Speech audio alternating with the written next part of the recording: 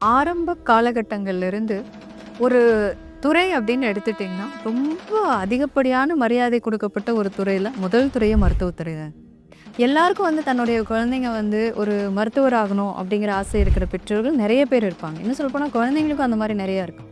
But ஒரு ஜாதகத்துல எல்லாருமே மருத்துவர் ஆக முடியுமா அப்படின்னு சொன்னா, என்ஜினியரிங் அப்படின்னு வந்தா, முதல் காம்பினேஷன் கிரகம் செவ்வாய், சனி தான். அது கூட சேருகின்ற கிரகங்கள் ராகுவும் புதனும். ஸோ செவ்வாய் சனி அப்படிங்கிறது அனைத்து விதமான என்ஜினியரிங்க்கும் அப்படிங்கிறது ஒரு பேஸாக இருக்கக்கூடிய கிரகம் இது ரெண்டும்.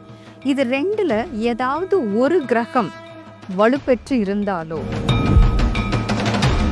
சரி, ஆசிரியர் கிரகங்கள் அப்படிங்கிறது குரு, புதன், சந்திரன், இது எல்லாமே ஆசிரியர் கிரகங்கள். அப்போது யாராவது ஒருத்தருக்கு இப்போ ஆசிரியராக இருக்கிறது அப்படின்னாலே வாக்கால் செய்கின்ற ஒரு தொழில் தான். அப்போ அவங்களுக்கு வாக்கு பலம் இருக்கும். இந்த வாக்கு அப்படிங்கிற ஒரு விஷயத்தை சொல்லக்கூடிய பாவம் இந்த மீடியாவை பொறுத்த வரைக்கும் அதுக்கு சனி சந்திரன் இணைவு மீடியாவுக்குள்ளே அவங்க படிக்க முடியும். அதில் புதுசாக அவங்க நிறைய க்ரியேட் பண்ணலாம். இல்லை அதில் ஒரு நல்ல போஸ்டிங்க்கு ஒரு பெரிய கம்பெனியில் போய் ஒர்க் பண்ணுறது, இந்த காம்பினேஷன் கூட சந்திரன் சனி காம்பினேஷன். அதே மாதிரி ஐடியில் இருக்கணும் அப்படின்னாங்க சார், ஃபஸ்ட்டு அதுக்கு சுக்கிரன் புதன் ரொம்ப முக்கியம். ஸோ சுக்கிரன் புதன் எல்லாமே பார்த்திங்கன்னா டெக்னாலஜியை அதிகமாக மென்ஷன் பண்ணுறது. இப்போ டெக்னாலஜியில் அதிகமாக இருக்கக்கூடிய ஒரு துறை எதுன்னு பார்த்திங்கன்னா ஐடி. ஏன்னா இப்போ எல்லாருமே நான் படித்தது ஐடிக்கு தான் போகணும், எல்லாருமே படித்த ஐடி. ஆனால் ஐடிக்குள்ளே என்ன பண்ணுறோங்கிறது யாருக்கும் தெரியறதில்லை.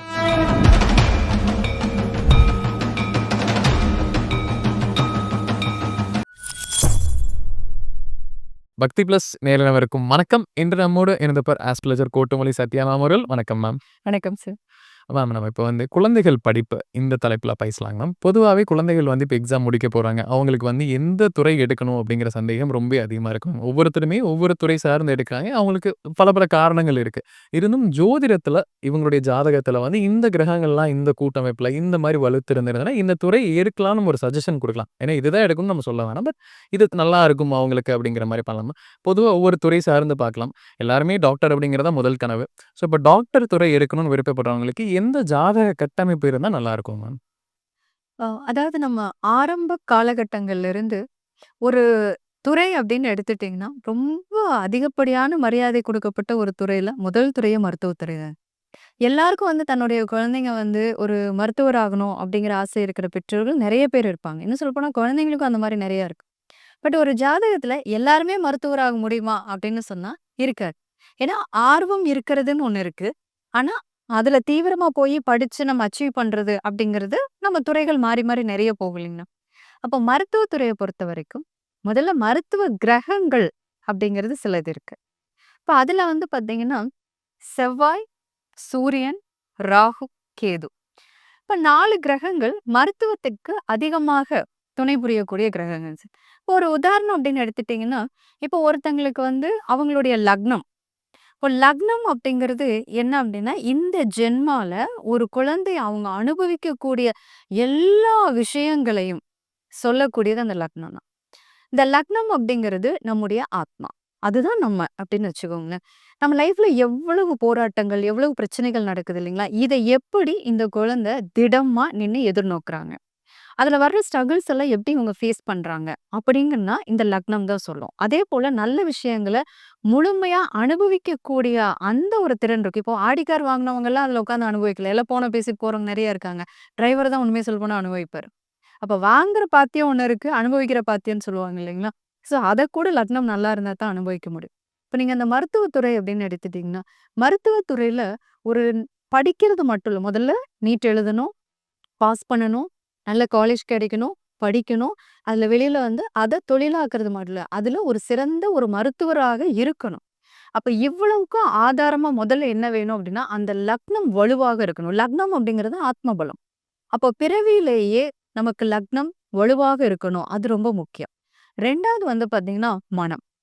மனம் சலனம் ஆயிடுச்சு அப்படின்னா, நீங்க எந்த ஒரு விஷயத்தையுமே படிக்கிறது அப்படிங்கிறதுல நெறைய முரண்பாடுகள், மறதி இருக்கிறது, புரிஞ்சுக்க முடியாம தடுமாறுறது, இதெல்லாம் இருக்கும் இல்லைங்களா? ஸோ 2வது தேவைப்படுறது அப்படிங்கிறது, மனம் அப்படிங்கிற சந்திரனோ அல்லது ராசியோ நமக்கு நல்லா இருந்தது அப்படின்னா, அவங்க திடமாக தெளிவாக, நிதானமான மனநிலையில கத்துக்க முடியும். ஏன்னா மருத்துவம் அப்படிங்கிறது ஒரு விளையாட்டான ஒரு சப்ஜெக்ட்ஸ் கிடையாது இல்லைங்களா? அது எவ்வளோ ரொம்ப டஃப்பா இருக்கும் இல்லையா? சரி. அடுத்து வந்து பார்த்தீங்கன்னா, இதற்கு கிரகம் அப்படின்னா, இந்த லக்னம் நிற்கின்ற புள்ளி ராகுவினுடைய நட்சத்திரங்களான திருவாதிரை, சுவாதி, சதயத்தில் இருந்தாலோ, அல்லது கேதுவினுடைய நட்சத்திரமான அஸ்வினி, மகம், மூலத்துல இருந்தாலும், இது லக்னத்துடைய புள்ளி நிக்கலாம், அல்லது ராசி அதாவது சந்திரன் இதுல இருக்கலாம். ஸோ இந்த மாதிரி அமைப்புல பிறந்த குழந்தைங்களுக்கு இயல்பாகவே மருத்துவ குணம் உண்டு. அது கூட அந்த குழந்தைங்களுடைய ஜாதகத்துல சூரியனோ அல்லது செவ்வாயோ பலமாக இருந்தா, பலம் அப்படின்னா ஆட்சியா இருக்கிறது, அல்லது உச்சமாக இருக்கிறது, அல்லது சுயசாரத்துல இருக்கிறது, வர்க்கோத்தம பலத்துல இருக்கிறது. இந்த மாதிரி இருந்தா அந்த குழந்தைங்கனால மருத்துவத்துறையில நல்லாவே படிச்சு முன்னேறி வெளியில வர முடியும். இதுல குரு நல்லா இருந்தா கூட இந்த அமைப்பு இருந்து கூட குருவினுடைய பார்வையோ, குருவினுடைய ஏதாவது ஒரு தொடர்பு இருந்தது அப்படின்னா, அவங்க தான் நல்ல பேரும், புகழும் அடைந்த மருத்துவராகுறாங்க. இப்ப குழந்தைகள் வந்து இன்ஜினியரிங் துறை எடுக்கணும் அப்படின்னா, அவங்களுக்கு எந்த மாரி ஜாதக அமைப்பு இருக்கிறவங்களுக்கு இன்ஜினியரிங் துறை அவங்களுக்கு ஒத்து வருங்க? சரி, என்ஜினியருக்கும் வந்து பார்த்தீங்கன்னா, இப்போ அடிப்படையா சொன்னோம் இல்லைங்களா? அந்த லக்னம், அந்த சந்திரன் அல்லது ராசி அப்படி. இது நல்லா இருக்கணும். இது எல்லா துறைகளுக்குமே இது அவசியம். அதுக்கப்புறமா என்ஜினியரிங் அப்படின்னு வந்தா, முதல் காம்பினேஷன் கிரகம் செவ்வாய், சனி தான். அது கூட சேருகின்ற கிரகங்கள் ராகுவும், புதனும்.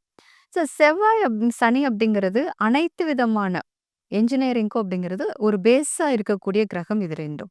இது 2ல ஏதாவது ஒரு கிரகம் வலுப்பெற்று இருந்தாலோ, அல்லது நம்மளுடைய லக்னமோ, நம்முடைய ராசியோ, இந்த செவ்வாயினுடைய ராசிகளிலோ, அல்லது சனியினுடைய ராசிகள்லயோ இருந்தாலும், இவங்களுக்கு அந்த என்ஜினியரிங் துறை அப்படிங்கிறதுல ஒரு விருப்பம் இருக்கும். அதுக்குள்ள ஒரு ஈர்ப்பு, சீக்கிரமா புரிஞ்சுக்கிற திறன், இது எல்லாமே இந்த காம்பினேஷன் இருந்தாலே இருக்கும். இது கூட ஒண்ணு செவ்வாய் பலமா இருக்கணும். இல்லைன்னா சனி பலமா இருக்கணும். யாராவது ஒருத்தர் பலமா இருந்தாலும், அவங்க என்ஜினியரிங் வந்து படிக்க முடியும் அப்படி. இதுல அப்போ எத்தன பேர் என்ஜினியரிங் படிச்சு வெளியில வந்து பேங்க்ல இருக்கிறவங்க, வெளியில இருக்கிறவங்க இருக்காங்க இல்லைங்களா? பட் இதுல வந்து இந்த துறையில ஒரு பெரிய சாதனை பண்ணணும், தனித்துவமா இருக்கணும் அப்படிங்கிறப்போ, முதல்ல புதன். புதன் அப்படிங்கிறது தான் ஒரு நல்ல சாமர்த்தியம், ஒரு நல்ல கணக்கீடு. அத படிச்சு புரிஞ்சு தனித்துவமாக ஒரு ஆராய்ச்சி பண்றது அப்படிங்கிறப்போ, அந்த இடத்துல புதன் ரொம்ப முக்கியம். அப்போ புதன் இருக்கலாம். இல்ல அப்படின்னா ராகு.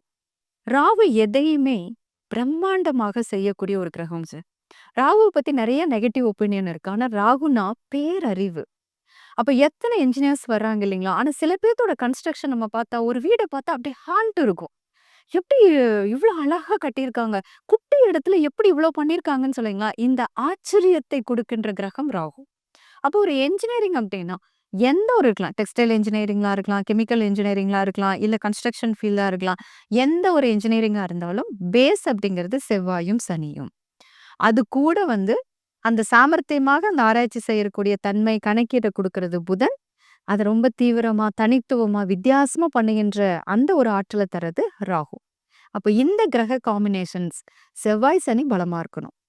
கூட ராகுவோ, புதனோ யாராவது ஒருத்தர் ஏதோ ஒரு வகையில டச் ஆயிட்டாங்க அப்படின்னா, இவங்க அதுல நல்லா டெவலப் ஆயிடுவாங்க. இப்ப அடுத்த ஒரு முக்கியமான துறை அப்படிங்கிறது வந்து டீச்சிங் மேம். இப்போ ஒரு இந்த காலத்துல டீச்சிங் அப்படிங்கிறது வந்து புரொஃபசர்ஸ் எல்லாமே இந்த டீச்சிங்குள்ள தான் வருது.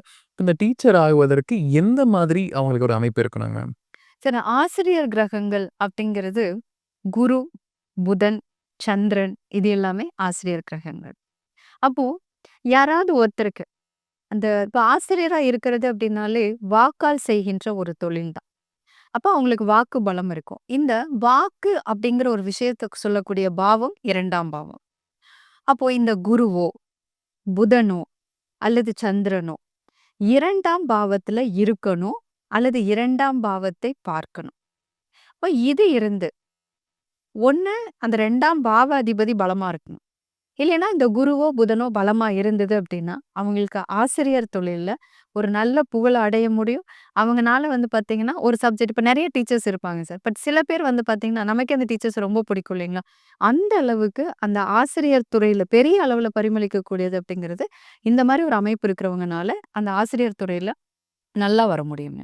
இப்ப மீடியா துறை அப்படிங்கிற இந்த காலகட்டத்தில பார்த்தீங்கன்னா, ஒவ்வொருத்தனையும் ஆக்டிங், டைரக்ஷன் இந்த மாரி நெறைய விஷயங்கள் ஆசை இருக்கு மேம். இப்போ ஸ்கூல் முடிச்சவங்களே வந்து டைரக்ட்டாவே ஃபிலிம் ஸ்கூல் எல்லாமே ஜாயின் பண்றாங்க. அப்படி இந்த துறை சார்ந்து போகணும்னா, அவங்களுக்கு எந்த ஜாதக அமைப்பு இருக்கணும் மேம்? இந்த மீடியாவ பொறுத்தவரைக்கும், அதற்கு வந்து சனி, சந்திரன் இணைவு மீடியாக்குள்ள அவங்க படிக்க முடியும். அதுல புதுசா அவங்க நெறைய கிரியேட் பண்ணலாம். இல்ல அதுல ஒரு நல்ல போஸ்டிங்க்கு ஒரு பெரிய கம்பெனில போய் ஒர்க் பண்றது. இந்த காம்பினேஷன் கூட சந்திரன், சனி காம்பினேஷன். அதே மாதிரி சந்திரன், புதன் காம்பினேஷன். இது வந்து ஒரு காலகட்டத்தில இவங்களே ஓனா முதல்ல ஒரு ஒர்க் அப்படின்னு சொல்லி போயிட்டு, அதுக்கப்புறம் இவங்களே சொந்தமா ஒரு சேனல்ஸ் ரன் பண்றது. இவங்களே வந்து பார்த்தீங்கன்னா, மீடியால வந்து அடுத்த பெரிய லெவல் ரீச் பண்றது. ஸோ இவங்க புதுசா ஏதாவது ஒண்ணு கிரியேட் பண்றது. இது எல்லாமே இந்த 2 கிரக காம்பினேஷன்கள்ல பண்ண முடியும். அப்போ சந்திரன், சனியினுடைய இணைவு இருந்து, இதுல ஏதாவது ஒரு கிரகம் வலுப்பெற்றாலோ, அல்லது அந்த ஒரு கிரகம் 10ஆம் வீட்டோட தொடர்பு பெற்றது, பலமா இருந்து தொடர்பு பெற்றாலும், இவங்களால மீடியாக்குள்ள சாதிக்க முடியும். அதே மாதிரி என்னன்னா, இப்ப நீங்க நெறைய பார்த்துருப்பீங்க.